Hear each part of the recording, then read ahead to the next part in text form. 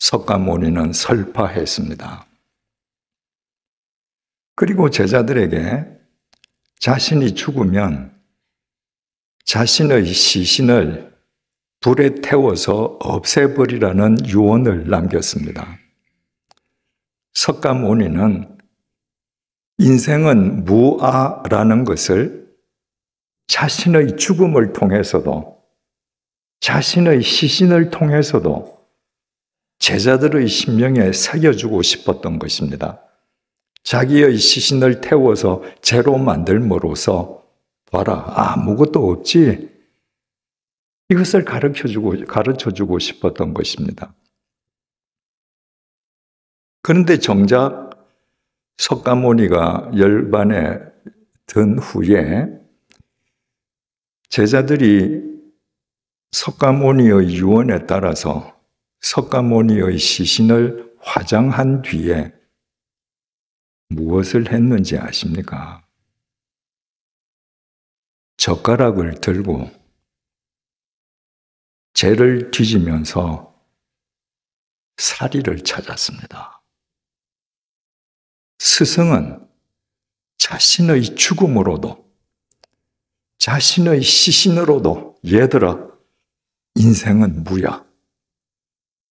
이걸 가르쳐 주기를 원했는데 제자들은 그 스승의 유언 앞에서도 유에 집착하고 있었던 것입니다.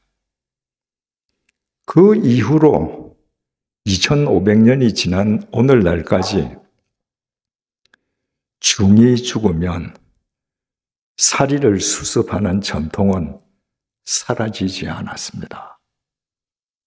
고승이 죽을수록 사리가 많이 나오면 도의 경지가 더 깊었던 스님이라고 불자들은 더 존경합니다. 여러분, 스승은 무아라고, 인생은 무라고, 내 시체마저 태워서 없애라고 했는데 그 스승의 제 속에서 사리를 찾는 그 행위가 과연 석가모니의 가르침에 맞는 행위겠습니까? 맞지 않습니다. 그런데도 2500년이 지난 오늘날까지 사리 수습의 전통은 아무도 건드릴 수 없는 불교의 우상이 되어 있습니다. 만약에 오늘날 누군가가 자, 오늘 이 시간부터 불교에서 사리 수습 없애! 난리 날 겁니다.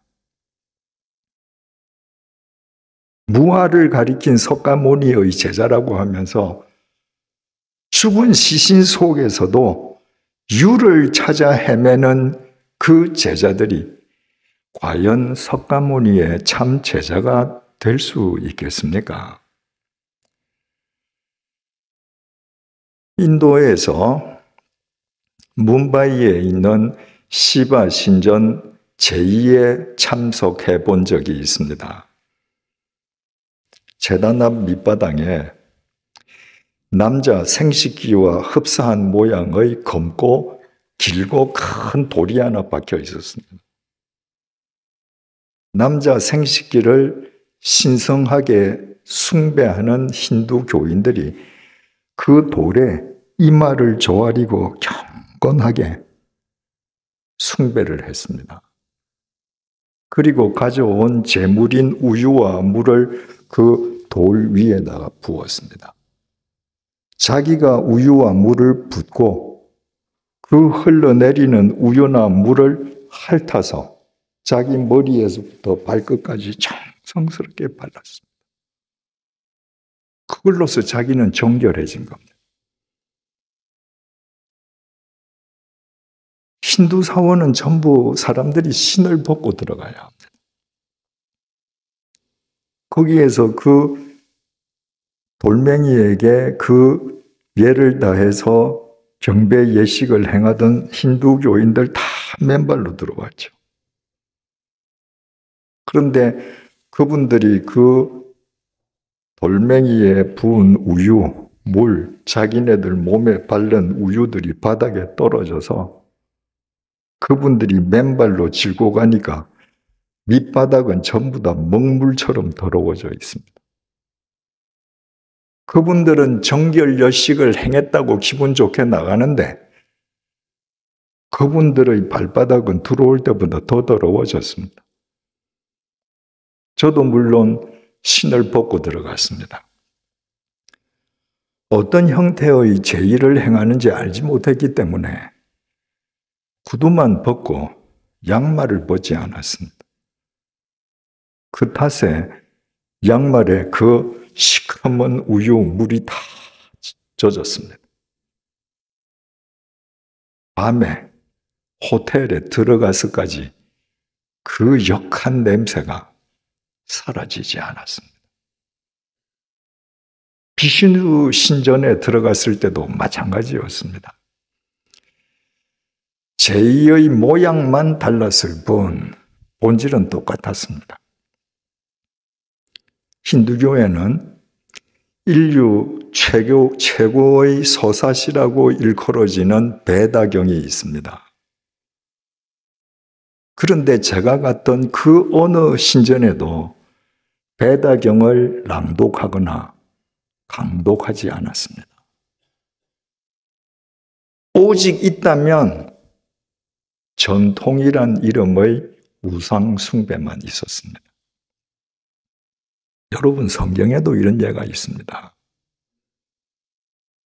이집트에서 400년 동안 노예살이하던 이스라엘 백성들은 오직 하나님의 은혜로 출애굽했습니다. 그들은 그들을 이끄는 모세를 통해서 하나님께서 베풀어 주시는 대역사를 그들의 눈으로 날마다 목격했습니다. 그들은 폭 32km의 홍해. 여러분, 폭이 32km라면 그 거리가 얼마나 되는지 아십니까? 한남동에서 고속도로로 수원까지입니다. 그 넓은 폭의 홍해가 갈라지는 것을 자기들 눈으로 봤습니다. 아무것도 없는 광야에서 날마다 하나님이 내려주시는 만나를 먹고 날마다 살았습니다. 반석에서 강물이 터지게 해서 물을 마시게 해주시는 것을 경험했습니다. 그러면 믿음이 얼마나 좋아야 하겠습니까? 그러나 그런 것을 다 목격하고도 그들은 조금만 마음에 들지 않는 환경이 전개되면 하나님을 원망했습니다. 에집트에는 공동묘지가 없소? 우리를 이 광야에서 죽이려고 우리를 끌고 나왔소? 차라리 우리 에집트 가게 해주시오. 출애굽 38년째 되던 해였습니다. 그때는 이미 약속의 땅, 가나안 땅 언저리, 목전에 다 있었을 때였습니다. 근데 그때부터의 여정, 행로가 가나안 땅으로 직진하는 것이 아니라 에돔 땅으로 둘러서 우회하는 먼 길로 간다는 것 때문에 이스라엘 백성들이 또 불평하고 하나님을 원망했습니다. 38년이 지났는데도 변치 않는 겁니다. 그 패역한 하나님, 인간을 하나님께서 사막에 있는 불뱀들을 모아서 그들을 물게 했습니다. 여러분, 왜 불뱀인가? 그 뱀의 독이 얼마나 독한지 물리면 온몸이 불타는 것처럼 고통스럽기 때문에 불뱀입니다. 언제든지 언제나 그랬듯이 불뱀에 물려서 죽게 되었을 때 그들은 또 하나님을 불렀습니다. 하나님 살려주십시오. 하나님께서는 모세에게, 모세야, 놋으로 뱀을 만들어라. 그리고 그 놋뱀을 장대 위에 높이 매달아라. 누구든지 지금 불뱀에 물려서 아무리 상황이 악화되어 있다 할지라도 그 불뱀을 쳐다보는 사람들은 다 나을 거예요. 여러분, 불뱀은 사막, 광야, 땅 위에 기는 곤충 아닙니까? 불뱀이 기는 땅만 보고 살면 홍해가 갈라지는 것을 보고도 원망투성입니다. 하나님께서 왜 노뱀을 만들어서 장대 위에 달라고 하셨는가? 왜 장대 위에 있는 노뱀을 올려다 봐야 치유가 된다고 말씀하셨는가? 땅에 있는 불뱀에 물려서 죽게 된 사람이 장대 위에 노뱀을 보려면 고개를 들어서 하늘로 향해야 합니다. 하늘로 향하면 하나님이 보입니다. 땅에 있는 불뱀만 보면 모든 것이 원망거리고 나는 지금 죽을 수밖에 없는 상황인데 고개를 들어 하나님을 바라보면 불뱀도 생명 없는 노뱀에 지나지 않는 거예요.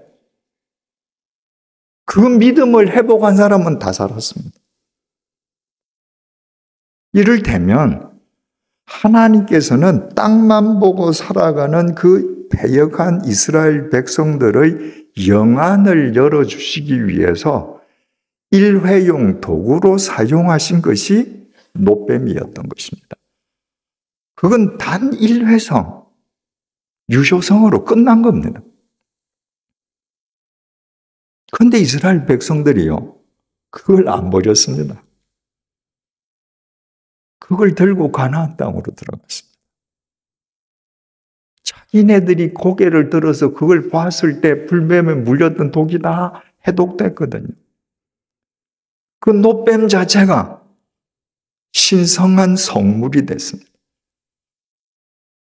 사람들이 그 노뱀 앞에 분향하고 숭배했습니다. 몇 년 동안? 700년 동안. 누가 그 노뱀을 없애버렸는가? 히스기야 왕이 그 노뱀을 파쇄했습니다.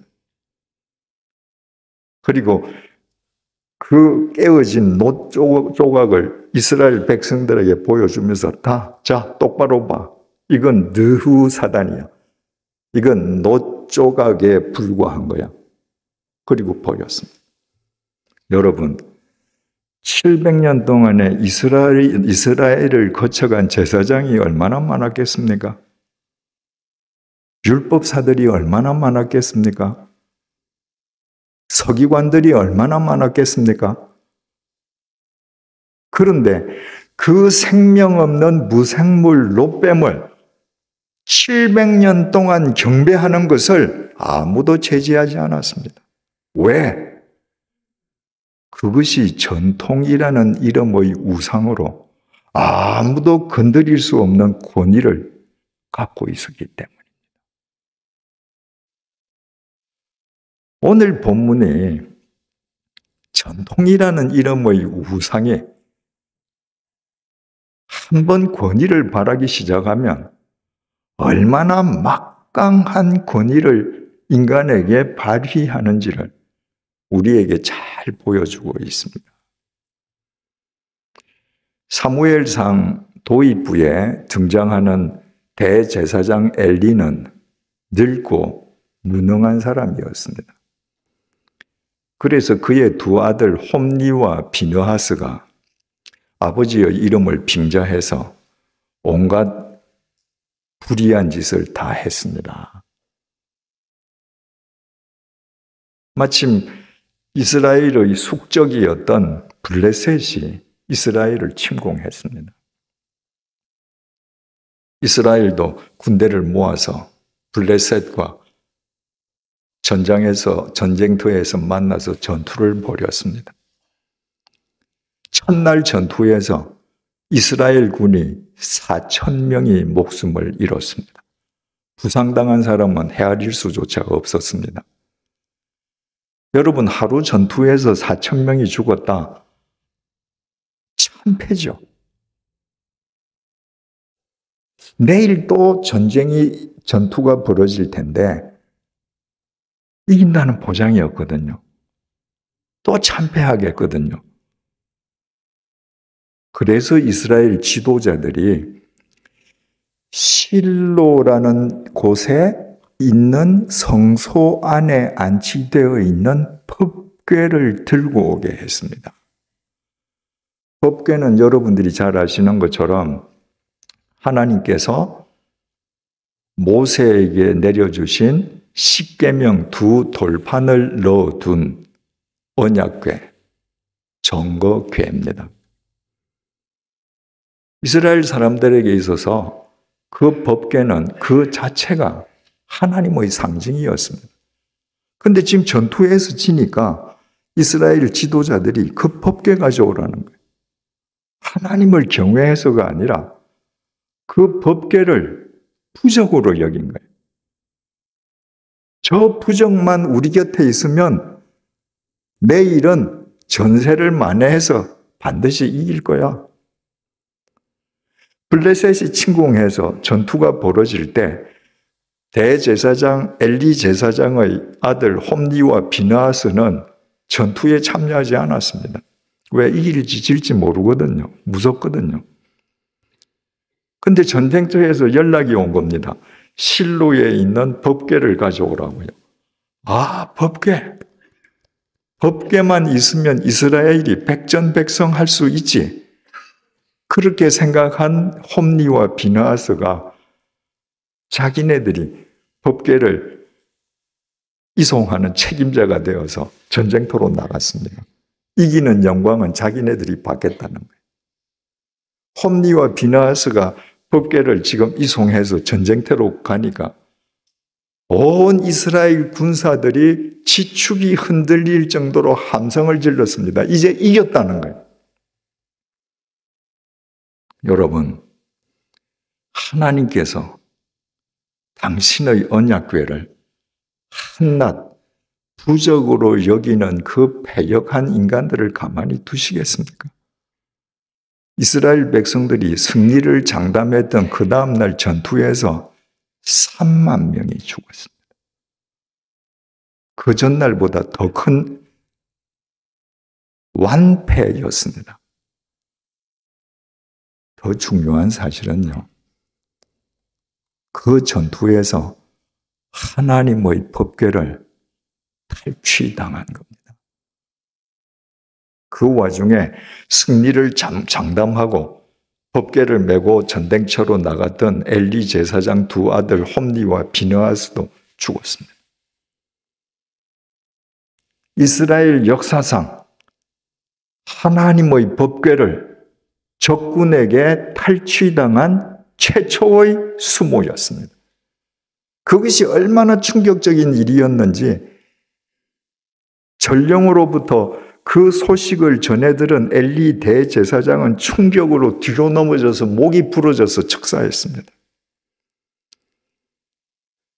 엘리 대제사장의 아들 비느하스의 아내, 엘리 대제사장의 며느리죠. 마침 그 순간에 그 며느리는 아이를 낳고 있었습니다. 아이를 낳다가 그 이야기를 듣고 그 며느리도 쇼크사했습니다.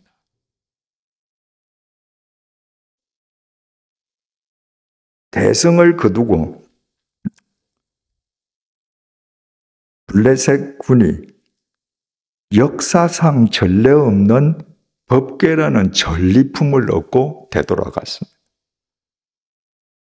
그들은 일생일대 최고 최대의 전리품인 법궤를 아스도스로 가서 그들이 경배하는 다곤신 신상을 모셔둔 신전에다가 가서 바로 신상 앞에 바쳤습니다. 다곤신이여, 당신에게 전리품으로 바칩니다. 여호와라고 하는 이름의 신의 궤자 법궤입니다. 이러고 바쳤습니다. 이튿날 아침에 아스도 사람들이 신전에 들어가 보고 깜짝 놀랐습니다. 다곤 신상이 법궤를 향해서 엎드려 넘어져 있는 거예요. 자빠져 있는 거예요. 우연이겠지. 누구든지 우연이라고 생각하지 않겠습니까? 다곤 신상을 바로 세웠습니다. 그 다음날 아침에 신상에 들어갔더니 이번에는 죄송합니다. 다곤 신상의 두 손이 잘려진 채 법궤 앞에 엎어져 있습니다. 그와 동시에 아스돗에 사는 사람들 몸에 독종이 퍼지기 시작했습니다. 이거 심상치 않네. 급히 법궤를 가드라는 곳으로 옮겼습니다. 가드 사람에게 독종이 또 퍼지기 시작합니다. 이거 봐, 한 번 더 옮겨보자. 에그론이라는 데로 옮겼습니다.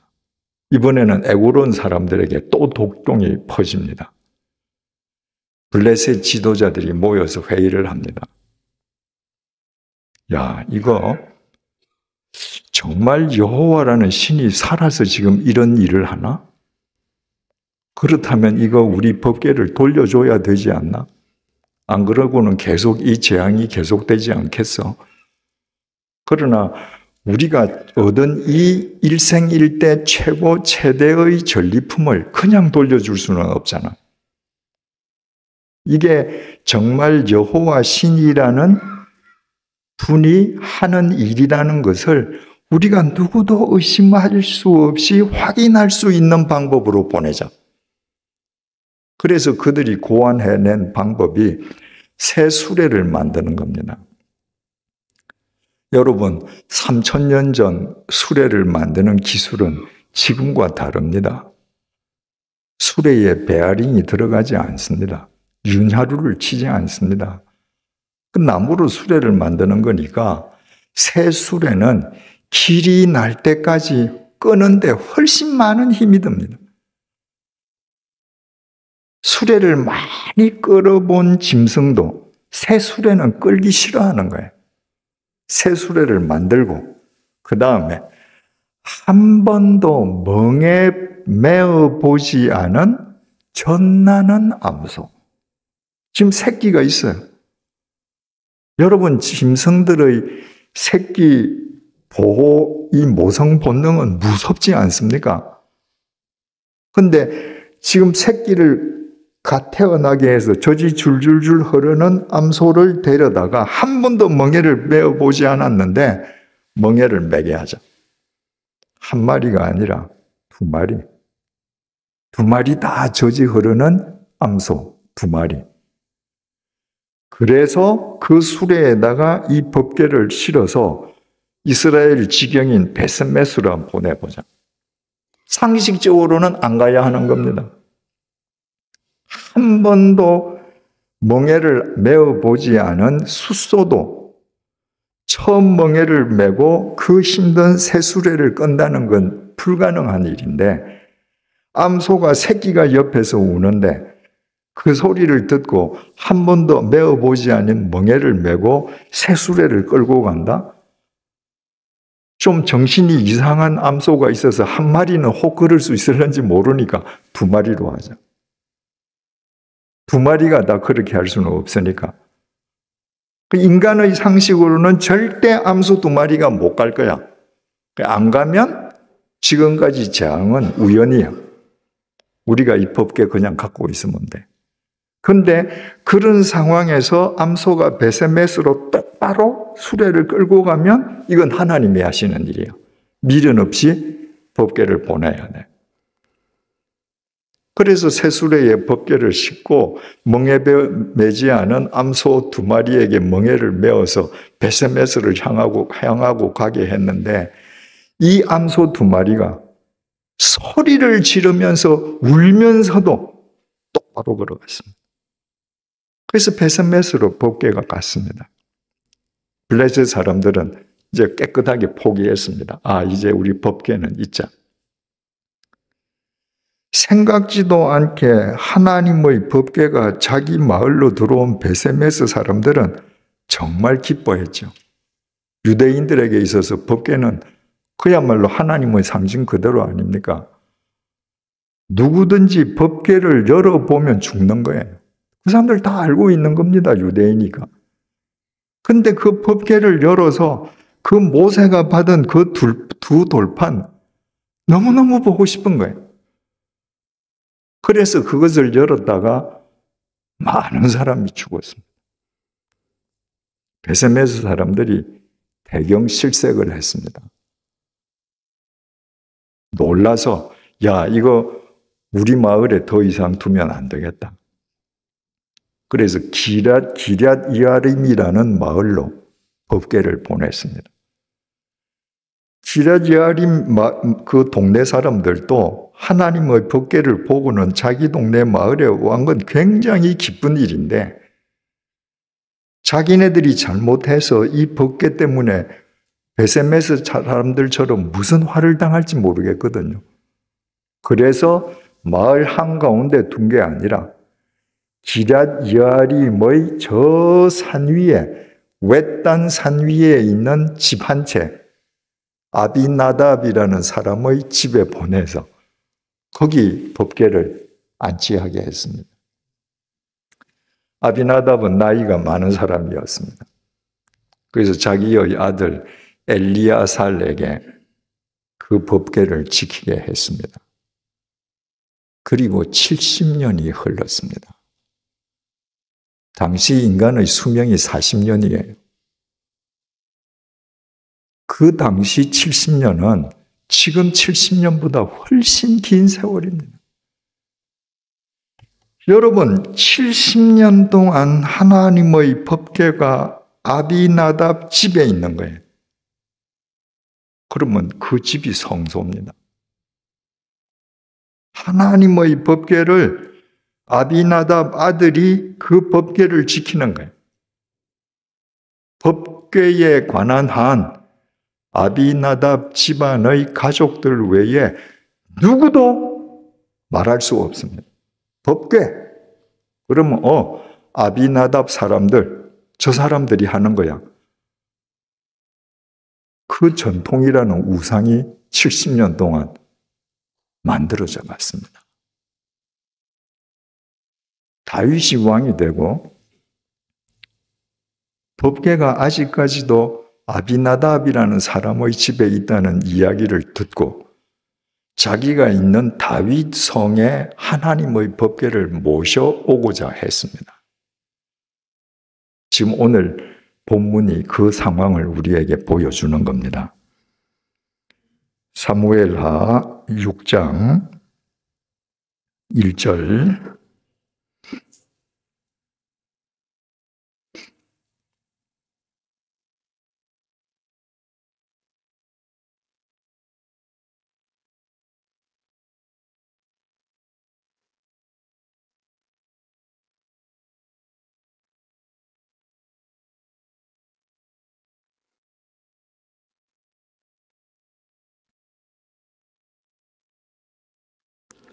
1절입니다. 다윗이 이스라엘에서 뽑은 무리 3만 명을 다시 모으고, 다윗이 말입니다. 하나님의 법궤를 다윗 성으로 모셔오기 위한 오직 그 목적으로 3만 명을 다시 조직했습니다. 하나님의 법궤에 대해서 다윗의 마음이 얼마나 지성적이었는지를 알 수 있습니다. 2절을 보십시다.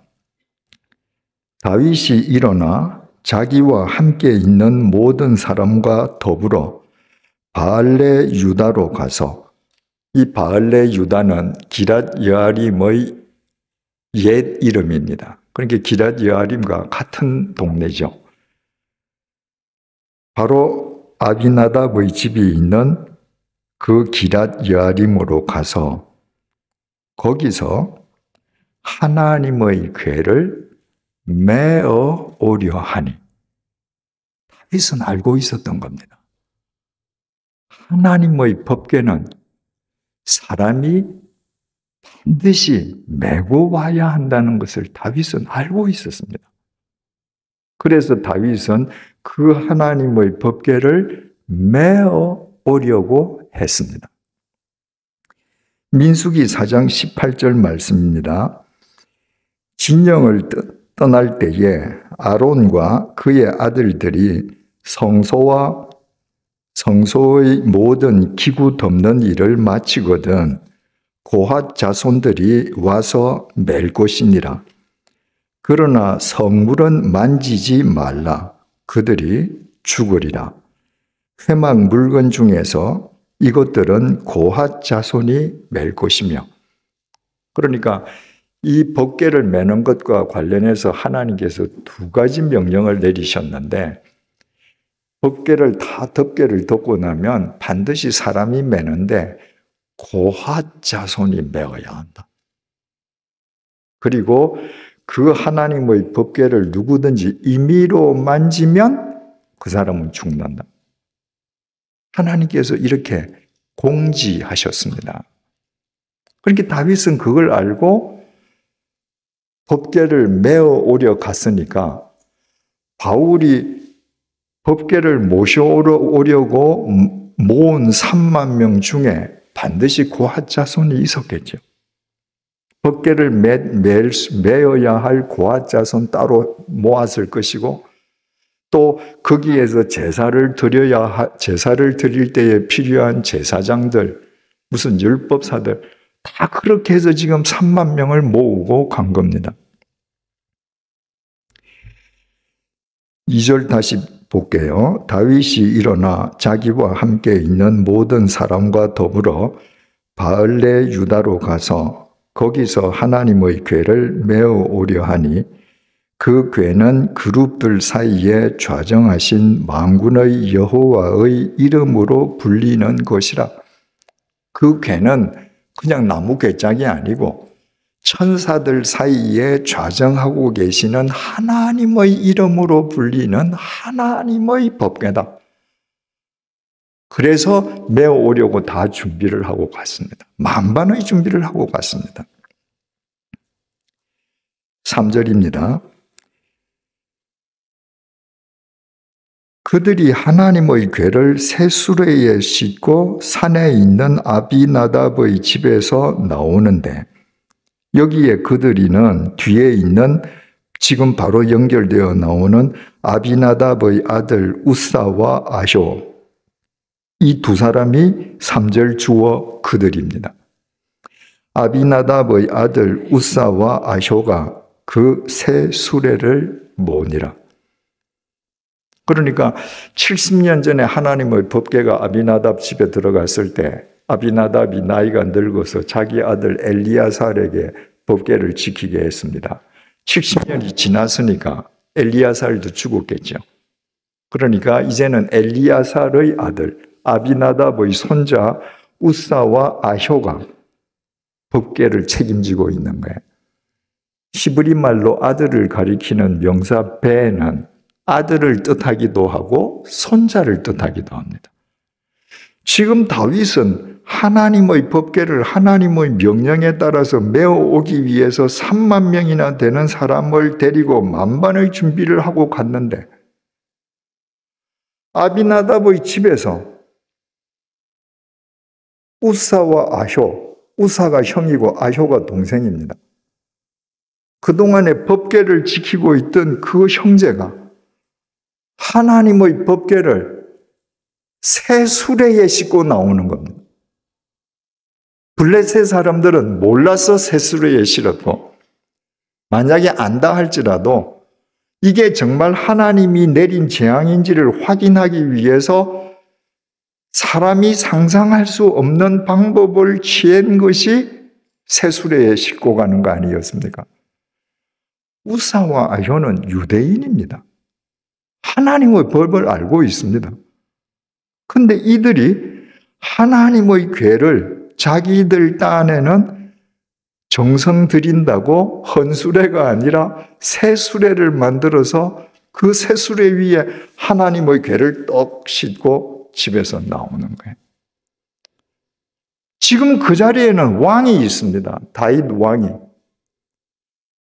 다윗 왕은 그 궤를 메어 오게 하려고 사람들을 다 데리고 갔습니다.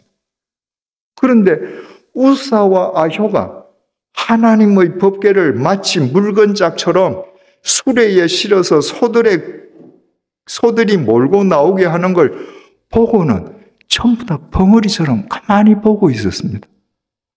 왜? 법궤에 관한 한 아비나답 집안 가문 사람이 지킨다는 전통이라는 우상이 공고하게 세워져 있었던 것입니다. 그 우상의 전통 앞에 왕도 입도 벙긋 못했습니다. 야, 너 왜 그러니?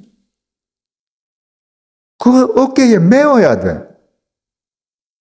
그래서 내 지금 고아 자손들 다 같이 왔잖아. 빨리 내려.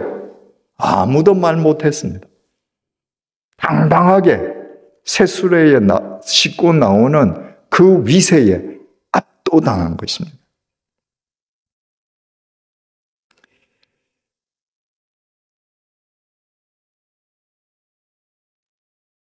사절입니다. 그들이 산에 있는 아비나답의 집에서 하나님의 궤를 싣고 나올 때에 아효는 궤 앞에서 가고, 지금 하나님의 법궤를 실은 새 수레가 아비나답의 집에서 나오는데 동생 아효가 수레 앞에서 섰습니다. 그래서 소를 지금 몰고 인도를 합니다. 형 우사는 수레 뒤에 섰습니다. 수레 뒤에 서면 법궤가 어디 있습니까? 지금 자기 앞에 있어요. 그러니까 동생은 앞에서 소를 몰고 가니까 등 뒤에 있는 법궤를 못 보고, 형은 지금 앞에 법궤를 놓고 지금 이렇게 당당하게 지금 나오는 거예요.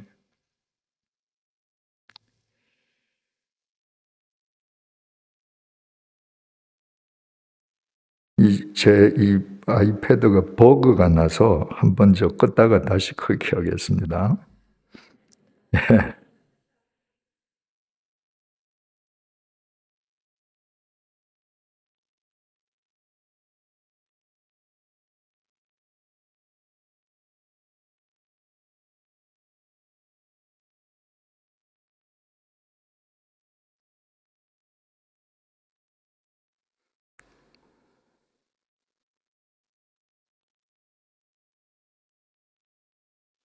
자, 됐습니다. 이제 5절을 보시겠습니다.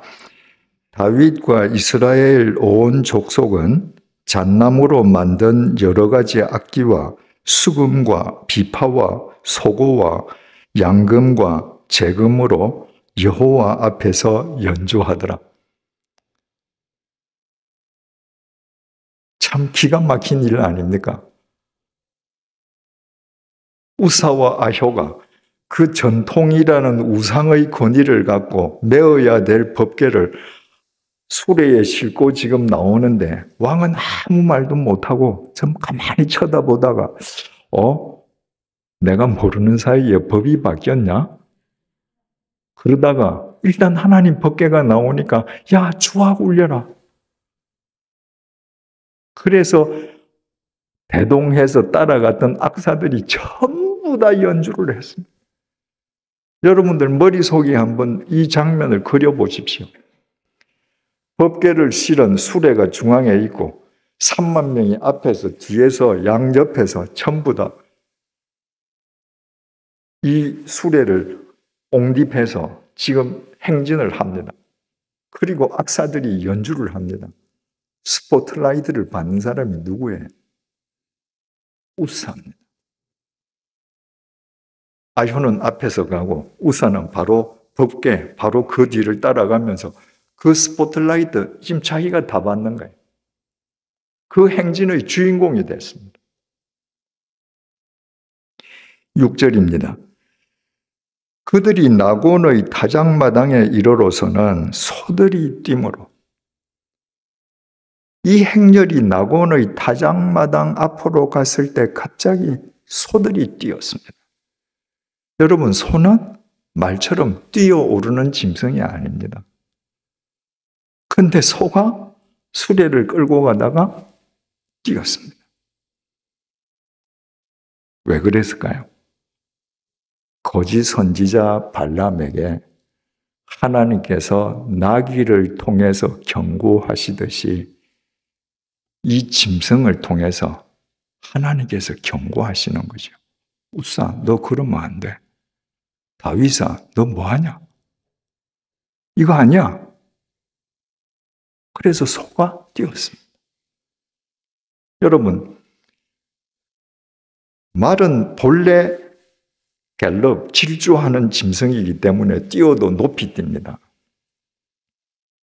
소는 농사 짓는데 동원되거나 수레를 끌기 때문에 뛰어도 높이 뛰지 못합니다. 소가 이렇게 뛴다고 해서 그 수레에 있는 덮개가 굴러서 땅으로 떨어지겠습니까? 그런 일이 있을 수는 없습니다. 그런데 소가 이렇게 뛰니까요. 그 뒤에서 그날 행렬의 주인공으로 따라가던 우사가 어떻게 했는가? 6절을 다시 보시겠습니다. 우사가 손을 들어 하나님의 궤를 붙들었더니, 여기에서 붙들다라고 하는 이 히브리 동사는 아하즈라고 그러는데요. 이거는 반드시 자기의 소유를 표현할 때 붙드는 동작입니다.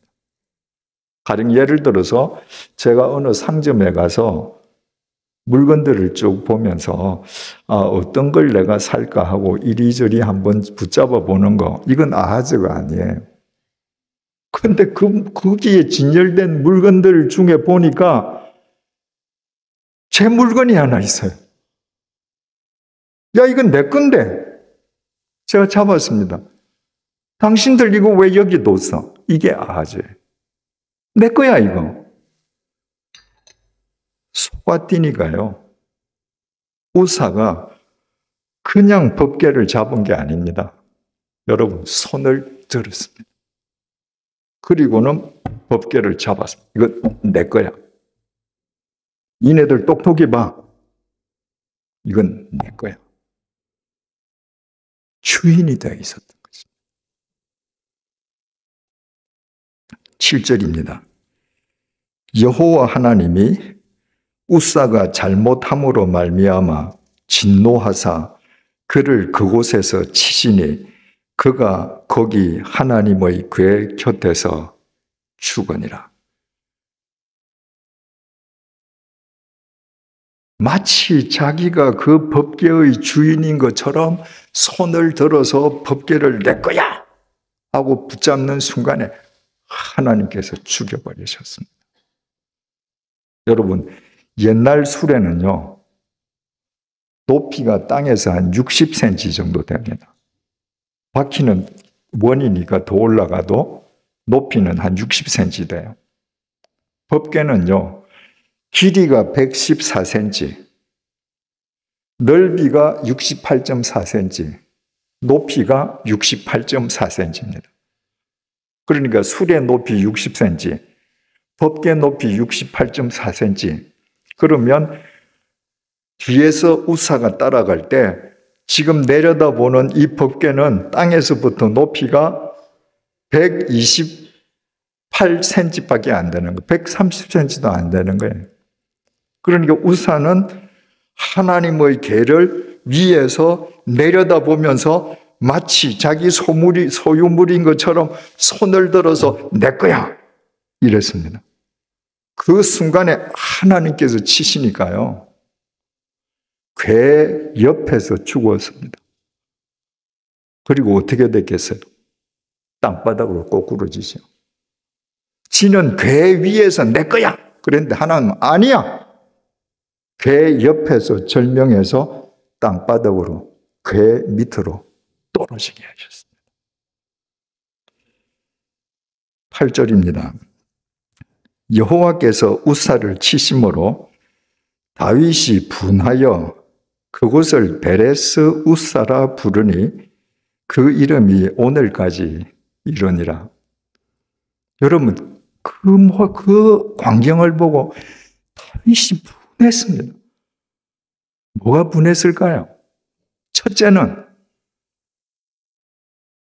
아히와 우사가 하나님의 법궤를 수레에 실어 나오는 그 엉뚱한 짓을 하는데도 그 권위에 억눌려서 말 한마디도 하지 못했던 자기 자신에 대해서 분노했고, 두 번째는 하나님의 법궤와 온 백성을 농락했던 우사에 대해서 분노했을 것입니다. 그래서 그 자리를 베레스 우사다. 베레스는 친다. 우사는 우사. 하나님께서 베레스를 치셨다. 이 말입니다. 바꾸어 말하면 아비나답 가문에서 법궤에 관한 한 아비나답 가문이 뭘 해도 그게 다 맞다는 전통이라는 이름의 우상을 하나님께서 치신 것입니다.